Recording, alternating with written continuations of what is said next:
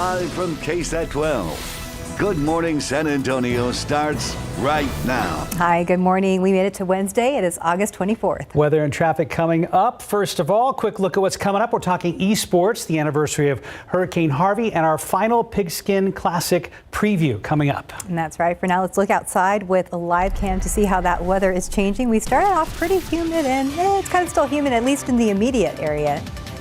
Yeah, you can see the rain there along 410. It came down heavy in spots across North San Antonio this morning. Still seeing some rain, but it's starting to taper off a little bit. The rainfall rates certainly have come down.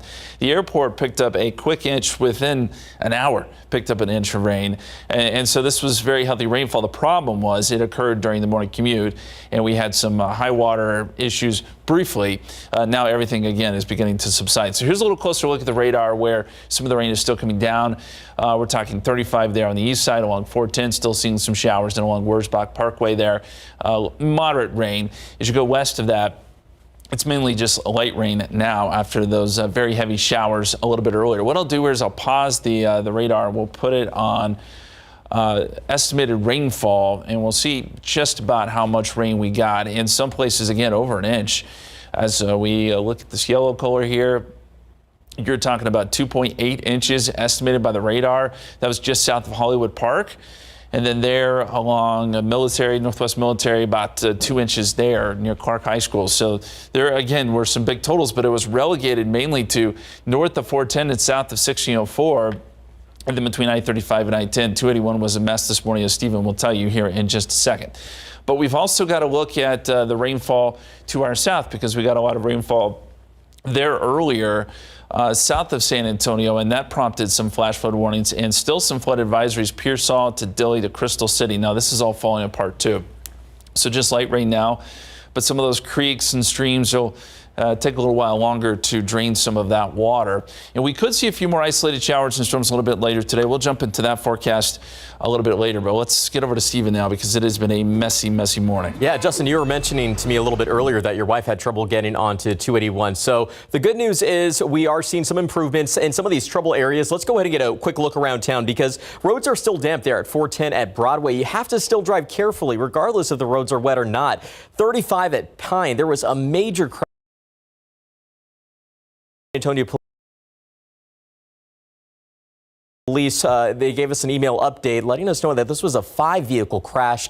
The good news is no injuries reported, and that crash is already cleared out. But we are still seeing slowdowns as we're picking up there along TransGuide 281 at San Pedro. Watch for that curve there. So let's take you right there, because one of the issues that's being reported still by KSAT is a crash here off Loop 1604 eastbound near Bulverde Road. You can see both the east and westbound lanes of 1604 are experiencing that slowdown. So just watch out for those first responders out there, especially with the roads still wet. Let's take another drive over here to 281, the area where we did see a pretty significant slowdown in the southbound lanes near Thousand Oaks, where there was some high water that was reported. Looks like those lanes have reopened, so hopefully we'll see some improvements in terms of the traffic flow in the next few minutes or so, but just still drive carefully. Taking you over here to 410 near the west side of town, 410 eastbound at Military Drive.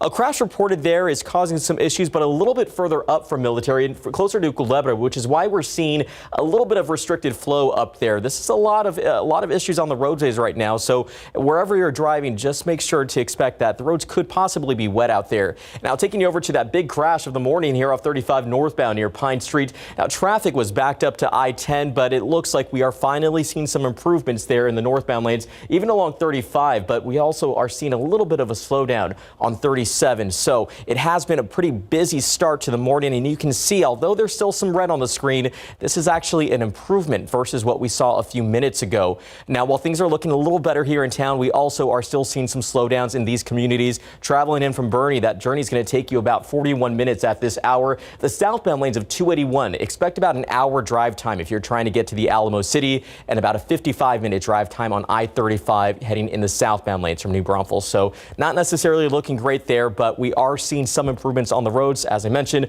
just expect that you'll find some wet roads out there and drive carefully. We'll have updates throughout the morning. Guys. What a morning so far. Thank you, Stephen. And here's today's 9 at 9. Today marks 3 months since the deadly shooting at Robb Elementary in Uvalde. It's also the day of the school district's termination hearing for District Police Chief Pete Arredondo.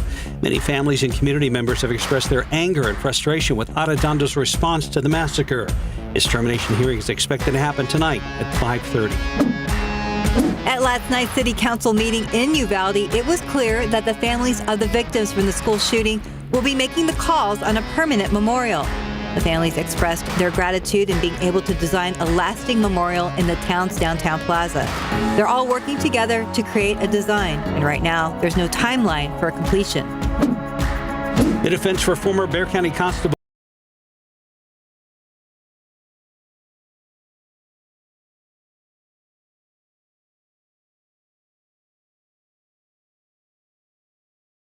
They're arguing the prosecutor in the case and its lead investigator set a trap for Barrientos Vela, and it came up empty. Meanwhile, the prosecutor told the jury that Barrientos Vela took steps to create a false set of security payment logs. Testimony resumes this morning. Service in Fort Worth. More than 9 inches of rain fell at Dallas-Fort Worth Airport over a 24-hour period starting on Sunday. This was the second worst rainstorm and flooding in Dallas since 1932. A federal judge here in Texas blocking guidance from the Department of Health and Human Services aimed at the Emergency Medical Treatment and Active Labor Act. The law would protect medical providers if their actions violate state law. The judge now says the guidance is an overreach on the law's purpose. President Biden ordered precision airstrikes targeting Iran-backed groups in Syria yesterday. The strikes were intended to, quote, defend and protect U.S. forces from attacks, like the ones on August 15th against U.S. personnel by Iran-backed groups. CNN was told that the strikes targeted a group of bunkers that were being used for ammunition storage and logistics support by the groups. Today marks 6 months since Russia went to war in Ukraine, and there's no end in sight. Vladimir Putin's endgame remains unclear, and now Ukraine is about to get more help from the U.S. The Biden administration is set to announce its largest aid package for Ukraine yet. Sources say it will total about $3 billion, adding to the $10.6 billion the U.S. has already sent to Ukraine since the war began. A newly released letter from the National Archives claims more than 700 pages of classified documents were recovered from former President Donald Trump's Florida home in January. The archives saying those records should have been turned over at the end of Trump's presidency. The sheer volume of sensitive material initially found is what the New York Times says triggered the federal investigation. Now Trump is challenging this case. This morning, President Biden expected to wipe out $10,000 worth of student loan debt for millions of Americans. The plan would affect borrowers who currently make less than $125,000 a year. Biden is also expected to extend the pause on federal student loan payments, which was set to expire September 1st. And that's today's 9 at 9. In your morning headlines, more details on accusations against actor Gary Busey. And if you own a Hyundai or a Kia, we have a warning for you. Plus, an interesting solution for a school bus driver shortage in Seattle, and an ironic ending for a suspected drunk driver. David Sears is here to explain all of this morning. Let's put it this way, he didn't have to go far to turn his license in. Okay. We'll have that in just a second. First, let's start with this. New details on the sexual assault allegations against actor Gary Busey. At least 3 women say Busey touched them inappropriately at a Monster Mania horror film and memorabilia event earlier this month in New Jersey. Now police are saying that Busey denied that he groped the women, and he then asked investigators to talk to the victims out of filing a complaint. The women say the abuse happened while they were taking pictures with the 78-year-old actor. One said he tried to undo her bra. 2 other women said he tried to grab their behinds. He is facing criminal sexual contact and harassment charges. If you own a Hyundai Palisade or Kia Telluride built between 2020 and 2022, listen up. There is a warning from the Department of Transportation. These 2 vehicles could catch on fire. The problem, moisture could get in the tow hitch. That could cause an electrical short circuit, and that could cause the fire. Hyundai says it affects about 236,000 Palisades, and Kia says about 36,000 Tellurides are affected. Both automakers are going to notify affected owners once a full repair ready to go. Hyundai actually has an interim repair kit available, but until you get your vehicle fixed, the Department of Transportation says park your vehicle outside, don't put it in a garage, and make sure you keep it away from your house. This is one of those national problems, a shortage of school bus drivers. We see it here, they see it in Seattle. There are public schools announcing they may have to cancel some of their bus routes because they don't have enough drivers. Unlike here, Seattle Public Schools does not own or operate their own buses. They're trying to work out a deal with a couple of private companies to fix the problem. Another option, public transportation. Plus, there are several agencies offering free rides for students as well. Then, of course, there's mom or dad. And finally, this morning, another lesson, drinking and driving doesn't pay. This person was allegedly drunk, crashed right into the DMV office in Pueblo, Colorado. The driver, 20-year-old Isaiah Javier Trujillo, according to police, he was racing another driver when he lost control, crashed into the office building. He was able to just walk away, but police eventually found him. He has been charged with DUI, careless driving, and failing to stay at the scene of an accident. In the meantime, the DMV is using their mobile RV office to help customers while their building gets repaired. Doesn't pay to drink and drive. Well, no, of course not. Uber, taxi, somebody else. Anything but that. Right. Get your And don't race. and don't be racing down the highway, regardless. That's a big one. Boy. Yeah, that's great. Thank you, David. Right now, we're at 908, about 76 degrees. And coming up next, Tiffany Huertas is going to tell us how SAISD is growing their esports program. 912, welcome back. Gaming is booming and continues to grow here in the Alamo City. Esports is expanding at SAISD, and soon more students will have the chance to participate in gaming events beyond San Antonio. Tiffany Huertas joins us live at Jefferson High School, where their esports program has been changing the lives of students starting in 2020. And Tiffany, how much funding did the district receive for esports? Good morning. The district received $25,000 to expand their esports. And check it out, we're here at Jefferson High School in the gaming room. A lot of excitement here. To talk a little bit more about this, we have esports coach Robbie. Good morning. Talk to us about what this $25,000 actually means. It's going to allow our schools to expand esports across the district, getting them equipment that we need to play these video games and to travel to competition. Talk to us about this program here at Jefferson High School, the success behind it. So we started 3 years ago. We have taken second and first in many major tournaments around the area. So we have a lot of great players, and we're just excited to continue playing and offering esports here. What type of skills are the students learning here? Of course, they're learning how to game, but they're learning how to be leaders. They're learning how to be great communicators. Everything that you get in traditional sports, they're doing everything here in esports.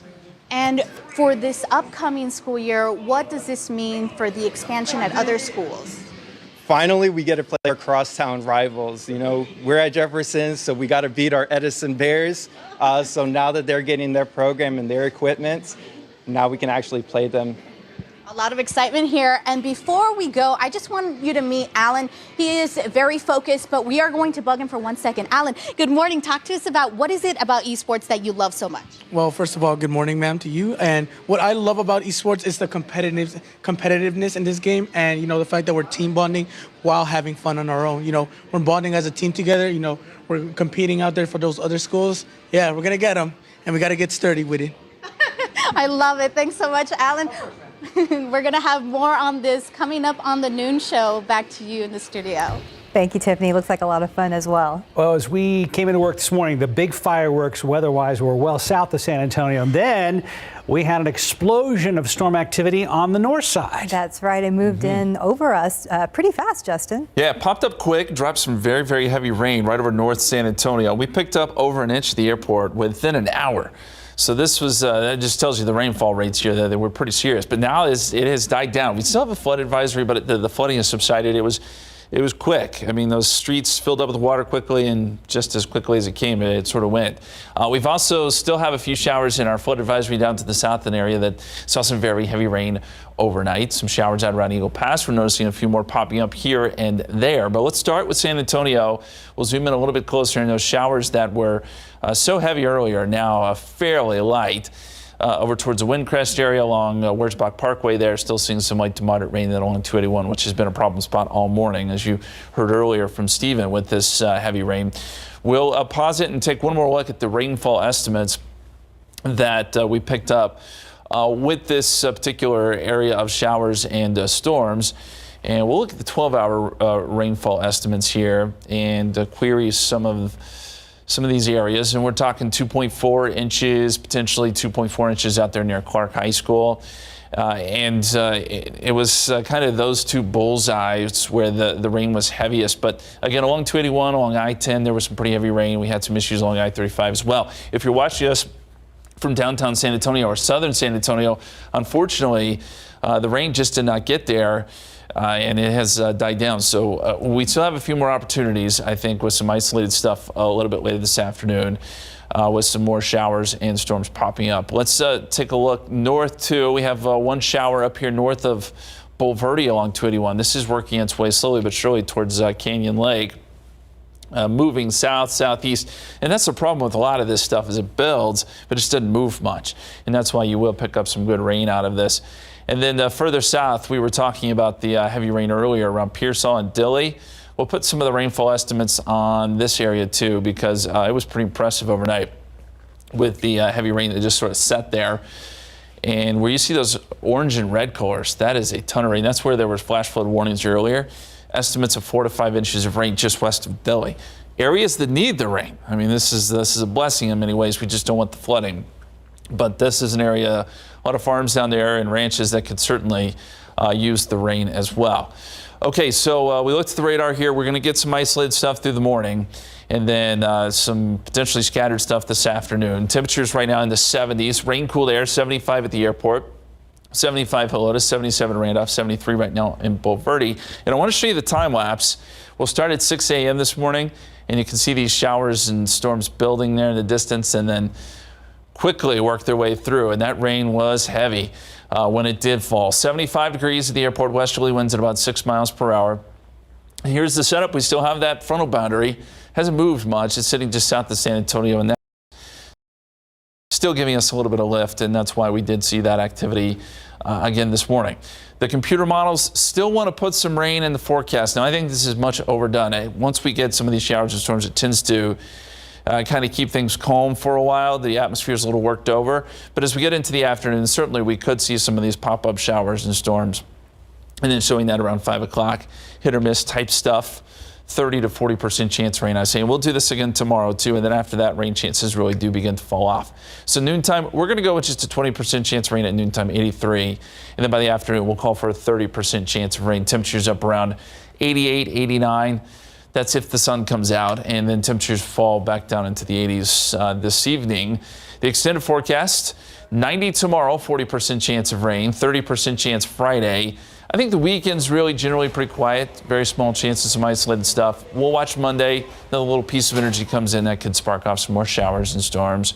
But some very healthy rain this morning. The airport, we're going to look in on those totals here in just a second. But we made up a lot of ground just within a couple of hours, guys. Unbelievable. Yeah. Yes, we did, and we needed that rain. Thank you, Justin. 919, about 76 degrees. And tomorrow marks the 5-year anniversary of Hurricane Harvey. After the break, Courtney Friedman going to talk about what things are like along the Texas coast after that devastating storm hit.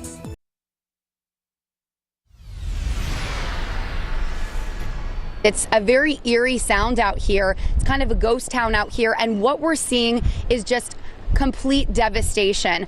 All of these pieces of cement used to be this wall, because you can see part of it, only about 10 feet is still standing.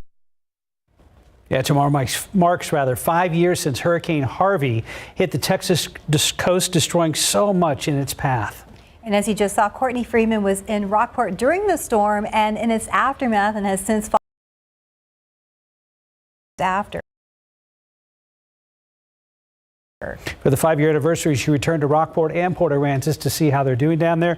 Courtney joins us now live here in the studio with what it was like going back. Hi, good to have you here this morning. Good to be here. This is something we've been talking about for years, of course. We've stayed committed to going back, but it's been a couple years since I'd been back to the coast to report. And I mean, it's always just inspiring to see the way these communities pick themselves up. So that wasn't, that wasn't as surprising this time because I just know the strength of these communities. But 5 years, I mean, you ask people and some will say, oh, it feels like yesterday. And some will say, don't remind me, it feels like 10 years ago. So, Sure. But they're doing so well. Yeah, a lot of emotions, I'm sure. Yes, lots of emotion. What stories did you bring back this time around? So because it's back to school right now, and then when I was there, you saw me standing right in front of that school in Rockport. That was the high school gym. I went back and got to stand right there in that same exact spot where we were live. And you'll see that story tomorrow. I checked in with both school districts in Port Aransas and in Rockport, and just talked to smaller towns too. The schools are the heart of the community, and you really can hear that in these stories. So you'll see those tomorrow. Tonight there is a story on Rockport tourism. You get to meet some wonderful shop owners and some of the things you wouldn't think of. You know, some of the things that drive the economy that you wouldn't think of, like the bait shops. If the bait shops aren't there, the fishermen aren't there. And they're not staying in hotels. They're not eating at restaurants. I mean, there's ripple effects to everything. It's a big cycle. Yeah. You know, Court, I'm one of those guys that thinks this 5 years has gone pretty quickly. What was the most surprising thing to you 5 years later? So, you know, you go there and I was thinking about my experience and who I talked to, the devastation, obviously about Harvey. But a lot of the people talked about all of the other obstacles. And, you know, obviously you think about the pandemic, but that's not the main thought when you go back to talk about Harvey. These shops, for example, opened up finally after Harvey when they got everything running, and then the pandemic hit. And then they finally opened back up after the pandemic, and a lot of people talked about that freeze. The coast was really ill prepared for that because that's really not common down there. So a lot of the buildings had issues with the freeze. And now you talk about inflation, and it's just, they've had a lot of obstacles, and it was surprising to hear how many things they've been through, but it was not surprising, I'll say, to hear that they're back up on their feet. I'm sure they're ready to catch a break here. Yeah, you know? exactly. I know they talked a lot, about San Antonio, and I'm sure a lot of our viewers go visit and give them business, and they're just so grateful. You know, it's kind of one bigger South Texas community, and they really feel the love. I'm going down to visit Rockport over Labor Day weekend. See, so, yes. so I'm a rental customer there. Good. So And they'll be glad to have you as well. I hope so. Got to go get those fish. That's right. Sure. Yeah. You know, and so you mentioned that one of the stories will be airing tomorrow. When are all these stories running, and how can people see them? Great question. So tonight at 10, we're going to have one of our stories, and then tomorrow there will be those school stories, and then all the way through Sunday, we've got 5 or 6 stories that we're going to be airing, and on Sunday there's going to be a real special one about the breakwaters that were damaged, and they're still building those back up. Very interesting stuff. So there is a Harvey section on our website, but after all the stories, you'll be able to point your phone at the screen. There's a QR code, and you'll be able to see all of our coverage this week, but also the coverage from the past, like the stories you just saw if you want to take a trip down memory lane. 5 years. 5 years. Well, I'm with Mark. I think it went by pretty quick. Yeah, that's what most people said that. All right, Yeah. anniversary coverage to come. Courtney Friedman, thank you. Thanks for having me. Good to see you. Right now it is 9:27, about 76 degrees. And we still have much more to come on GMSA at 9, including our final KSAT Pigskin Classic game preview of Steele versus Brennan. Traffic has been a big problem this morning, especially in areas where they've received torrential rain, and that'd be parts of San Antonio's north side, closer to downtown and northwest. You're looking live at 281 and Winding Way.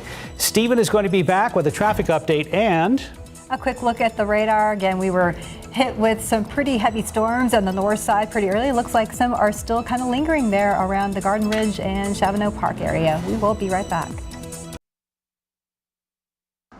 Time check, just about 30 minutes past the hour. Let's get a look at TransGuide 281 at Winding Way. This is an area where we did see some water along the highways that led to a pretty big slowdown that we were seeing in the southbound lanes, also in the northbound lanes as well. But it does look like those lanes have reopened and traffic is still moving without any trouble. But you have to watch out because the roads have been wet throughout the morning, and obviously it's safe to assume that it has led to some issues out there. The slowdown is still being reported there on our map in the southbound lanes, not far from Thousand Oaks. Now, the good news is we're seeing that slowly progress and getting some yellow on there. So just drive carefully this morning. It has been a pretty busy morning commute-wise. So as we give you that wide bird's eye view of the map, you can see we still have a few crashes that lingered. Now, the good news is some of them have already cleared out, but we do want to remind you that first responders are out there working to clear these incidents up. Make sure to give them plenty of room and move over or slow down. Taking you right to some of these travel times. Earlier, we showed you some pretty huge delays if you were traveling in from some of these communities, particularly New Braunfels, saw about over an hour drive time. Right now, about 40 minutes is what it's going to take drivers. 37 minutes on 281 southbound traveling in from Bulverde, and a 26-minute drive time heading in those eastbound lanes from Bernie. So no worries anymore, but we're going to continue to watch these roads closely. And as always, make sure you drive safe. It looks like we're also seeing a slowdown there along the Axis Road. So just be careful, guys. Thank you, Stephen. 9:32, the City of San Antonio budget for fiscal year 2023 has been presented to the City Council. And right now the budget sits at $3.4 billion. And part of it includes a property tax cut, millions for improved infrastructure, and more than $900 million for public safety. Our Max Massey sat down with a very busy guy, City Manager of San Antonio, Eric Walsh, to break down these budget talks. Hey, Max, good to see you. Good morning, guys. We talked about a lot. We talked about what goes into the budget, shaping the budget, not only the infrastructure, public safety, all the construction downtown. If you've driven downtown, you know what I'm talking about. We also talked about saving taxpayers' money. We talked about what makes San Antonio such a desirable place to live, and then talking about planning for this growth, planning for the businesses, planning for the families who are on their way here. A lot of future growth talk. So in terms of substance of the budget, how it takes shape in part from not only the City Council, but also community input. The top priorities this year: property tax relief, public safety, infrastructure, parks and rec, affordable housing, and of course, public health. The city manager tells me this year, property tax relief really at the top of the council's list, but also on the top of the list was the budget survey. Now, we're going to tell you how you can get involved, how you can have your voice heard. Earlier in the summer, everyone was hit with those increased taxable values from the appraisal district. If you were hit with that, you know exactly what I'm talking about. So that's one of the big reasons why it was the main focus area. Our tax rate, the city tax rate, will go down 1.67 cents. And that's for every homeowner, business owner, multifamily property owner. So everybody should feel some decrease, but it's the balance of the appraised values and recognizing that, you know, half of your tax bill is going to the public school district, and then the other tax entities. So the city manager tells me in the context of what taxpayers pay, 20% of the tax bills for city taxes. So it's up to every entity to do their part. The actions the council took, well, they increased the homestead exemption from just 0.1% of the value of your home to 10%. They increased the disabled persons exemption from $12,500 to $85,000. They increased the over 65 exemption from $65,000 to $85,000. And of course, there is a senior tax freeze in place. In terms of how community members can affect the budget process, well, it's easy. So get involved. He adds, it is critical to making sure that the council ultimately adopts on September 15th what you want. Most importantly, where we make additions, that we're making additions because there's a need, and those things are critical. As this city continues to grow and people have expectations, we'll need to continue to rise to meet them. In terms of public input, like we've been talking about, there was a budget town hall for District 3 last night. Tonight, there's another budget town hall, District 1 at 6:30 p.m. Now, the address on your screen, and guys, this is just one of the many public town halls open for your input. If you want to have your voice heard on what is in the budget, well, go and tell them. It is easy, and it's just a small part of our conversation. We talked about the CPS surplus money, what could happen to the excess money, the SA Ready to Work program, and just San Antonio's growth. Now, we're going to have so much more coming up in the news at noon, and of course, KSAT.com. And I want to give a shout out to Garrett Berger because he had a great piece on KSAT.com, shameless plug, about public safety funds. I think $900 million. Chief McManus talked to City Council last night. And of course, go check that out. And you still have time. Have your voice heard. September 15th. That's when they vote. All right, thank Sounds you, Max. good. We look forward to the stuff at noon as well. Yes. Thank you, Max. Guys. Let's go outside with live cam. We had big rains south of San Antonio this morning. Then, as we got into the morning commute, just a deluge on the north side. Where are we at right now? And could we see a few more storms, Justin? I think we could see some more as we head into the afternoon, but right now things are beginning to subside. We're seeing things improve significantly. In fact, the rain has pretty much gone away here across the north side of San Antonio, an area that saw very quick, heavy rainfall that caused some street flooding. Any flooding that was here is probably gone by now. We still do have a flood advisory that's going to go for a little bit longer, but again, I think the threat is really starting to go away. We do notice some showers up here just to the west of Canyon Lake along 281, just south of, and this is crossing 281 as we speak, but also beginning to weaken just a little bit. We haven't seen a lot of lightning strikes here, but this is just good tropical heavy rainfall in many cases, as there's still quite a bit of moisture in the atmosphere. Still a few showers around Bandera. We've seen a few very light showers around Kerrville, and the heavier rain that fell earlier down to the south in places like Dilley, Pearsall, and Crystal City. Those showers and storms beginning to subside as well. So we'll likely see a break for a little while this morning before we get a few more showers and storms to develop this afternoon. But the atmosphere is pretty worked over at this point. So I would guess that the rain chances will not be as high this afternoon. We're talking about 30%. But you see the roads are still fairly wet out there. Temperatures 75 degrees at the airport. Still reporting some light rain there. In the KSAT 12-hour forecast, chance of rain this morning, we'll bring it down to 20% noontime and then bring it back up a little bit later today. 30% chance of rain. High temperatures will top out close to 88, 89 degrees this afternoon. We'll have a look at that 7-day forecast coming up in just a bit. Guys. Thank you, Justin. And it's almost time for the first ever KSAT Pigskin Classic at the Alamo Dome, featuring some of the top teams in the San Antonio area. David is back, joined by RJ Marquez to break down the nightcap game. You can also look at it as the 12th ranked team in the state taking on the 16th ranked team in the state. And this is a big state. Yes, definitely. So 12 and 16 is pretty good. Just two of the best across the state. And, I hate to use the word headliner because all these matchups are great. But when this early in the season, do you ever get number one versus number two, the top two teams in the San Antonio area? I mean, this is a dream matchup right here with Brennan taking on Steele, two of the preeminent programs that we've seen here in San Antonio for some time now. Brennan 13-1 last season, unbeaten in district. They lost in the fourth round of the playoffs to Lake Travis. But those are always great matchups. Those Austin schools. Tripping us up a little bit. They've got some returners. They've got some studs coming back. Yeah, absolutely. So we saw that young man earlier who was holding the football. His name is Tyler Turner. He is one of the top defensive players, again, David, in the state. He's committed to the University of Oregon. So he's going to go from being a bear to a duck. To a duck. Yeah, they also but that's have still awesome that he's going to Division I, right? Big time program. Another one from San Antonio? Yeah, a huge program there. Their quarterback record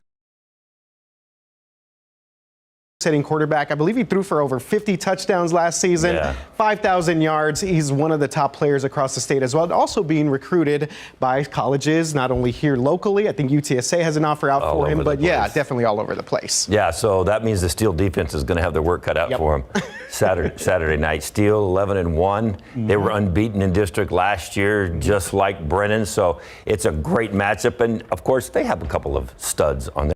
Yeah, definitely. So Makai Williams is the defensive standout for the Steele Knights. He is their defensive leader. On the offensive side, Jaden Bailey. He's been starting, I think, since his freshman year at Steele High School. So this is a young man who's ready to definitely take on the center stage here at the Dome Saturday night. Really excited about this. If you've been playing at Steele High School and you've been starting since you were a freshman, you're a stud. Pretty good. You're just a stud. You're a good ball player. So that's the 7:30 game. So we remind you that the first game of the day kicks off at 11:30 Saturday morning, and there it is at Smithson Valley and Reagan. And oh, by the way, you talk about top teams in the city. Smithson Valley and Reagan. Let me tell you, Smithson Valley's 4, Reagan is 5, and Greg Simmons 12's top 12, which is one of the highly sought after polls.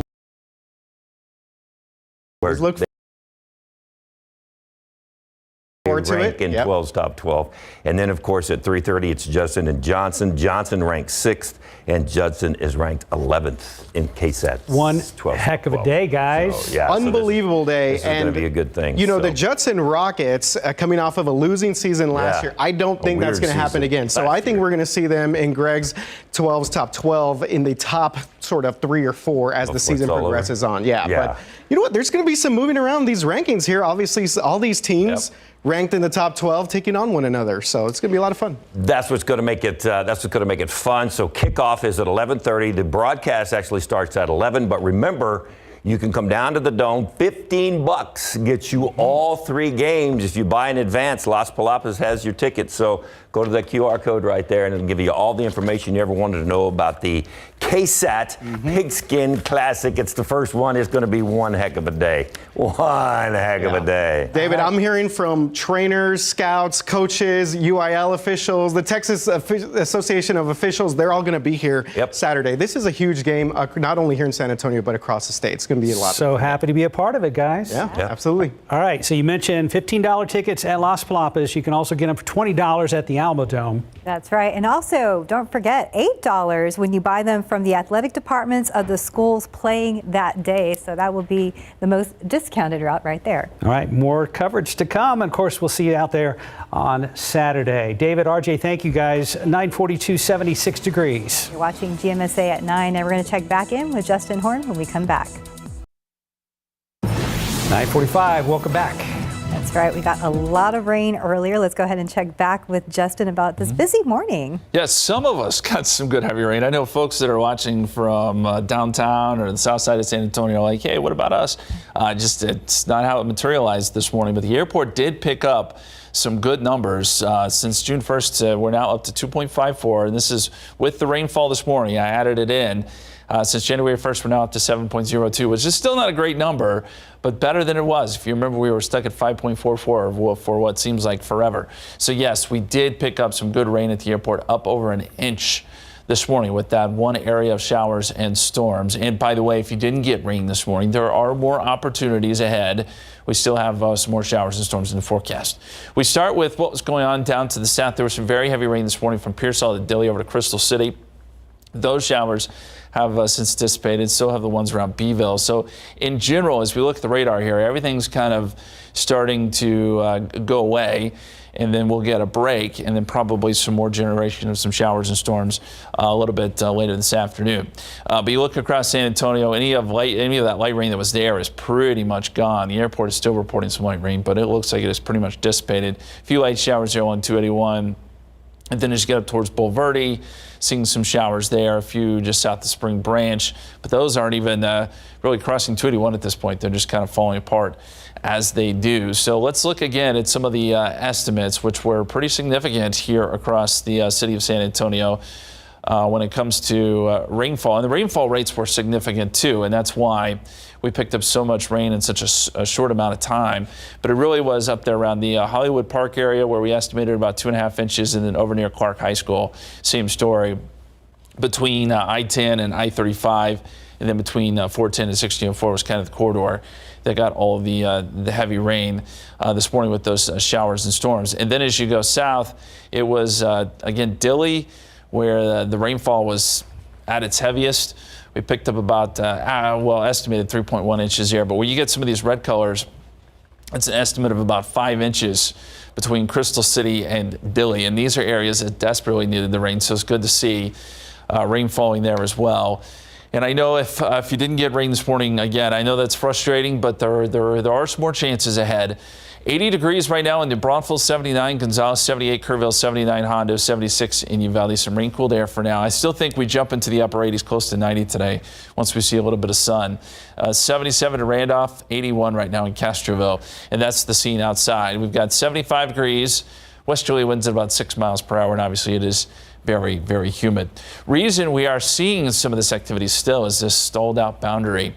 And a lot of times you can see some of these showers and storms bubble up in the morning time, and then you get maybe another round during the afternoon. But with this front still around, there is still an opportunity there. It is beginning to kind of wash out. And as we look at the computer models, now I think these computer models are a little overboard with some of this rain, but it does show a general idea that we'll get some pop-ups maybe around 3 o'clock or so, and then even into the afternoon, 5 p.m., seeing some showers and storms around. And anything that develops, much like what we saw this morning, will have the potential to put down some good rain. And the KSAT 12-hour forecast will call for a 20% chance of rain at noontime. Mostly cloudy today, and then a 30% chance this afternoon, with temperatures up near 89 for a high and light easterly winds. We'll still keep some rain chances going into tonight and into tomorrow morning. And tomorrow, we'll go with 40% chance of rain on your Thursday. 90 degrees the high, 93 Friday, 30% chance, and then some small opportunities over the weekend. Another little disturbance works in Monday, which could bring some more showers and storms. So the pattern is still fairly active, and we are keeping that heat high away from us. And at the end of the day, this is all good. Yes, it is. Yeah. Just when I thought Mother Nature was letting her foot off the gas, she puts the pedal to the metal. Yes. Exactly. Yeah. Very much so. Thank you, Justin. Yeah. About 10 till 10, 76 degrees. And when we come back, you may have seen pictures of a black hole, but have you ever heard one? Well, if you haven't, you're going to have a chance to do that right after the break.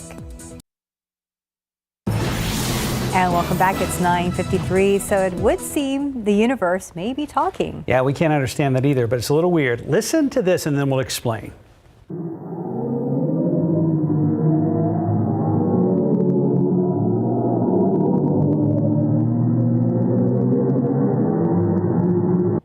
Yeah, it's not weird at all. That's scary. That is the legitimate sound of a black hole recorded by NASA scientists. That black hole is in the Perseus galaxy cluster, about 240 million light years away from us here in Earth. Wow, now scientists say that the black hole sends out pressure waves that cause ripples in the hot gas, which can be translated into a note that humans can't hear. Now NASA says they shifted the note so we could hear it, then amplified and mixed it with other data they have about black holes. So this could be the perfect addition to your Halloween playlist. Well, it is pretty eerie, that's for sure. Yes. Well, tomorrow, an episode of South Texas Crime Stories is out actually now, and tomorrow on GMSA at 9, co-host Erica Hernandez will be joining us to talk about the San Antonio Strangler. She will tell us more about the serial killer, her interview with 2 SAPD detectives on that case, as well as what's ahead for season 4. All that tomorrow.